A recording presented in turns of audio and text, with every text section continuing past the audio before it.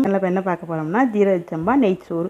ஜீரக சம்பாவில் நெய்ச்சோறு ரொம்ப சூப்பராக சுவையாக இருக்கும். முஸ்லீம் வீட்டுகளை செய்கிற மாதிரி ரொம்ப நல்லாயிருக்கும். ஜம்முன்னு சாப்பிட்றதுக்கு நல்லா மட்டனோட சிக்கன் குழம்போடு மட்டன் குழம்போடு சாப்பிட்றதுக்கு ரொம்ப சுவையாக இருக்கும், சூப்பராக இருக்கும். கல்யாணங்களில் தான் செய்வாங்க, இது முஸ்லீம் கல்யாணங்களில் செய்வாங்க. இந்த தால்ச்சோறு ரொம்ப சூப்பராக இருக்கும். நெய்ச்சோறு சாப்பிட்றதுக்கு அவ்வளோ எம்மியாக இருக்கும். இதே மாதிரி நீங்களும் செய்து பாருங்கள், உங்களுக்கும் பிடிக்கும்னு நினைக்கிறேன். பிடிச்சிருந்தா எங்கள் சேனலை சப்ஸ்கிரைப் பண்ணுங்கள், லைக் பண்ணுங்கள், கமெண்ட் பண்ணுங்கள், மறந்துடாம பெல் ஐக்கன் ஆளுங்கிற பட்டனை கிளிக் பண்ணுங்கள். அப்போ தான் நாங்கள் போடுற வீடியோ உங்களுக்கு நோட்டிஃபிகேஷனாக வரும். நீங்கள் பண்ணுற ஒவ்வொரு பெரிய லைக்லேயும் தான் எங்கள் வீடியோ ஷேர் ஆகும். மறந்துடாமல் எங்கள் வீடியோவை லைக் பண்ணுங்கள். அப்போ தான் எங்கள் வீடியோ ஷேர் ஆகும். மறந்துடாமல் லைக் பண்ணுங்கள்.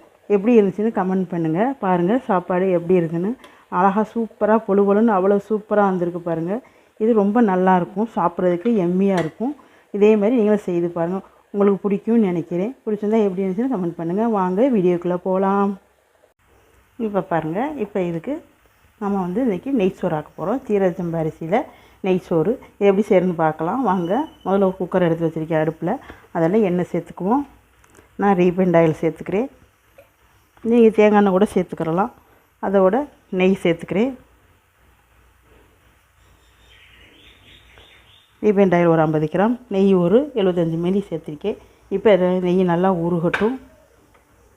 உருகட்டி பார்க்கலாம். இந்த அரிசி எடுத்து வச்சுருக்கேன். இந்த உலக்கில் தான் 2.5 உலக்கு எடுத்து வச்சுருக்கேன். 1 கிலோ அரிசி எடுத்து வச்சுருக்கேன். இப்போ அதுக்கு தேவையான பொருள், அதுக்கு ஒரு 5-6 பச்சை மிளகா எடுத்து வச்சுருக்கேன். ஒரு பெரிய வெங்காயமாக 3 வெங்காயம் நறுக்கி வச்சுருக்கேன். ஒரு மல்லித்தலை ஒரு பிடி நறுக்கி வச்சுருக்கேன். தக்காளி அது டேஸ்ட்டுக்காக மட்டும்தான் 2 தக்காளி நறுக்கி வச்சுருக்கேன். வாங்க எப்படி செய்யணும்னு பார்க்கலாம். இப்போ எண்ணெயும் நெய்யும் காஞ்சிக்கிட்டு இருக்குது. இன்னும் காயில் பாருங்கள். நான் ஒரு சின்ன வெங்காயத்தை எடுத்து போட்டு பார்க்குறேன். இன்னும் காயம் இருக்குது, காயட்டும். இப்போ தண்ணி நல்லா எண்ணெயும் நெய்யும் காஞ்சிருச்சு. இப்போ இதில் ஒரு பட்டை, ஒரு 4-5 பட்டை, ஒரு 4-5 ஏலக்காய், ஒரு நட்சத்திர சோம்பு, 4-5 கிராம்பு, கொஞ்சமாக கடல் பசி, அதோட கொஞ்சமாக ரம்பத்தலைன்னு சொல்லக்கூடிய ரம்பத்தலை, இது எல்லாத்தையும் சேர்த்து இது நல்லா எல்லாமே நல்லா பொரியட்டும். இது எல்லாமே நல்லா பொரியணும், அப்போ தான் நல்லாயிருக்கும். அந்த கோல்கர மசாலா எல்லாவுடைய இது வாடையும் அந்த எண்ணெயிலையும் நெய்யிலையும் இறங்கணும், அப்போ தான் நல்லாயிருக்கும். இப்போ நல்லா பொரிஞ்சிக்கிட்டுருக்கு. இப்போ இதில் நம்ம வெங்காயம் நறுக்கி வச்சுருக்கோம் இல்லையா, அந்த வெங்காயத்தை சேர்த்துக்குருவோம். இப்போ வெங்காயத்தை சேர்த்துக்கலாம். இது ரொம்ப கோல்டன் ப்ரௌனாக வதங்கணும்னு அவசியம் கிடையாது. இது முஸ்லீம் வீட்டுகளில் வைக்கக்கூடிய நெய்ச்சோறு, கல்யாணங்களில் வைப்பாங்க. இது ரொம்ப நல்லாயிருக்கும் டேஸ்டியாக. இந்த வெங்காயம் ஒரு இதாக வதங்கினா போதும், கண்ணாடி பதம் வந்தால் போதும், ரொம்ப வதங்க வேண்டிய அவசியம் இருக்காது. இப்போ பாருங்கள், இப்போ எல்லாமே வதக்கிக்கிடுவோம். இப்போ இது எல்லாம் இந்த நெய்யிலே எண்ணெயிலே இது எல்லாமே நல்லா வதங்கணும். ஒரு கண்ணாடி பதம் வரணும் இந்த வெங்காயம், அதுவே போதும். பாருங்கள், இப்போ இது நல்லா வதங்கட்டும். வதங்கினா தான் நல்லாயிருக்கும். இப்போ பாருங்கள், ஓரளவுக்கு வதங்கிருச்சு வெங்காயம். இப்போ இதில் நம்ம நறுக்கி வச்சுருக்க அந்த பச்சை மிளகாய் கீறி வச்சுருக்கோம்ல, ஒரு 5-6 பச்சை மிளகாய் இருக்குது, இதையும் சேர்த்துக்கிறோம்.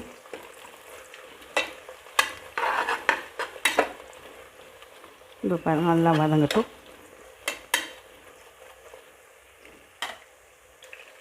இப்போ பாருங்கள், இப்போ எல்லாம் வெங்காயம் நல்லா வதங்கிட்டு இருக்குது. இதில் கொஞ்சமாக மல்லித்தலையை சேர்த்துக்கிறோம். மல்லித்தலையை சேர்த்து இப்போ இதோட வதக்கிக்கிறோம்.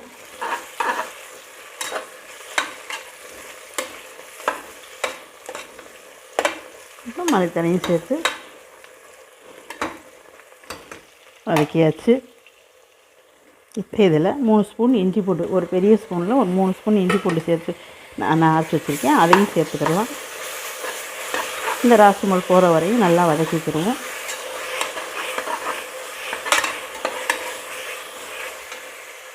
இப்போ கடைசியில் இந்த தக்காளியை சேர்த்துக்குவோம்.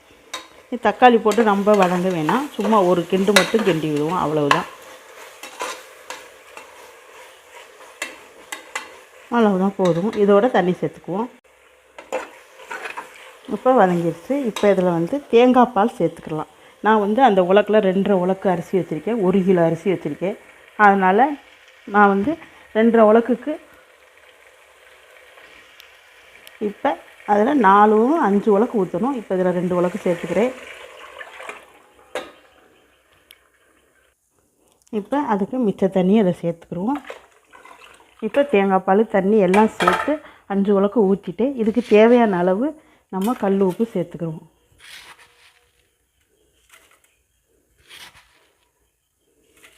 சேர்த்தாச்சு. இப்போ இது கொதி வரட்டும் பார்க்கலாம். இப்போ பாருங்கள் தண்ணி கொதிக்க போகுது. கொதிக்கிறதுக்கு முன்னாடியே நம்ம அரிசியை சேர்த்துக்கிறலாம்.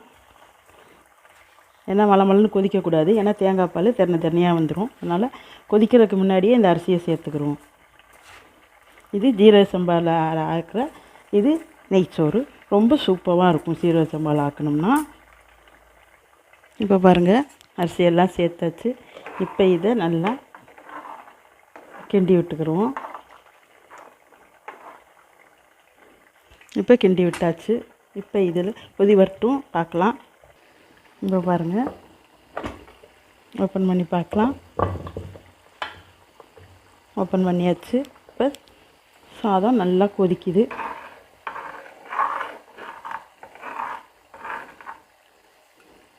இப்போ இதில் நம்ம ஒரு லெமன் புழிஞ்சு வச்சுருக்கேன். ஒரு லெமன் சாறு அதை சேர்த்துக்கிடலாம். அப்போ தான் சோறு நல்லா பொழுப்பாக வரும். அதனால தான் லெமன் சேர்த்துக்கிறது. லெமன் சேர்த்து இப்போ கிண்டி விட்டு மூடி வச்சுக்குவோம்.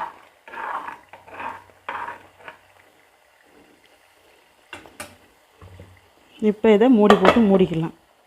இது இருக்கட்டும். அப்படி இதில் குண்டெல்லாம் போட வேண்டிய அவசியம் இல்லை. இப்படி இருக்கட்டும் பார்க்கலாம். இப்போ வாங்க ஓப்பன் பண்ணி பார்க்கலாம்.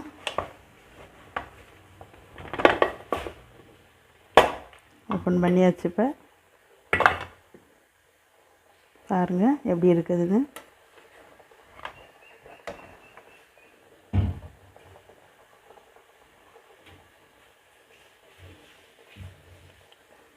பாருங்கள் ரொம்ப சூப்பராக இருக்குது. பாருங்கள் சூப்பராக கிண்டியாச்சு. ரொம்ப சூப்பராக ஜோறு ஜம்முன்னு வந்துச்சு சாப்பாடு. இப்போ இது பாருங்கள் எப்படி இருக்குன்னு. ரொம்ப சுவையாக சூப்பராக இருக்குது பார்க்குறதுக்கே. பாருங்கள் இதே மாதிரி நீங்களும் செய்து பாருங்கள். சீரக சம்பா அரிசியில் நெய்ச்சோறு ரொம்ப சூப்பராக இருக்கும். முஸ்லீம் வீட்டுகளை செய்கிற மாதிரி ரொம்ப நல்லாயிருக்கும். இதே மாதிரி நீங்களும் செய்து பாருங்கள். உங்களுக்கும் பிடிக்கும்னு நினைக்க. பிடிச்சா எங்கள் சேனலை சப்ஸ்கிரைப் பண்ணுங்கள், லைக் பண்ணுங்கள், கமெண்ட் பண்ணுங்கள். அதான் பெல் ஐக்கானவங்க ஆளுங்கிற பட்டையும் கிளிக் பண்ணுங்கள். அப்போ தான் நாங்கள் போடுற வீடியோ உங்களுக்கு நோட்டிஃபிகேஷனாக வரும். மறந்துடாமல் எங்கள் வீடியோவை சப்ஸ்கிரைப் பண்ணுங்கள், லைக் பண்ணுங்கள். நீங்கள் பண்ணுற லைக்கில் தான் நாங்கள் வீடியோ ஷேர் ஆகும். மறந்துடாமல் பெரிய லைக் பண்ணுங்கள். வாங்க அடுத்த வீடியோவில் பார்க்கலாம். பாய்.